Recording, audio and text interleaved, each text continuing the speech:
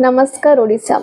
मु आज आसी उज्जैन महादेव को पवित्र नगरी काल भैरव बाबांकर पवित्र मंदिर। भगवान शिवंकर भयानक रूप हेले काल भैरव बाबा, जी न्याय साहस और भक्तिर प्रतीक।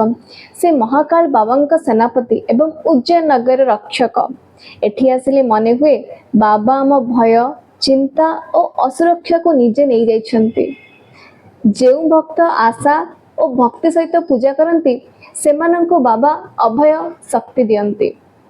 एही मंदिर सबुठार चमत्कार परंपरा कौन है जानिछन्ति? काल भैरव बाबा को मद्य चढ़ा जाए।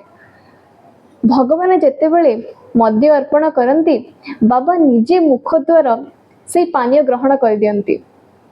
यहाँ देखिले मने हुए जे आस्था निजे जीवंत अच्छी। एठी धूप और घंटीर ध्वनि भगवान कर उत्साह और जय काल भैरव बाबा का नारा समस्त मिसी मन को एक अन्य शक्ति रे भरी दिए।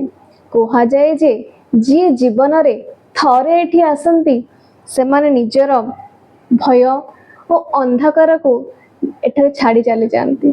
काल भैरव बाबा सेमानंकु देई दियंती अभय शांति। उज्जैन आसिले मात्र महाकाल नुहे काल भैरव बाबांकर दर्शन निश्चय करिवे। एठी आसिले मने हुए भय नहीं, दुख नहीं, केवल भक्ति और शक्ति अच्छी। जय काल भैरव बाबा, जय काल भैरव बाबा। हर हर महादेव। भगवान समस्त को एमती खुशी रखंतु।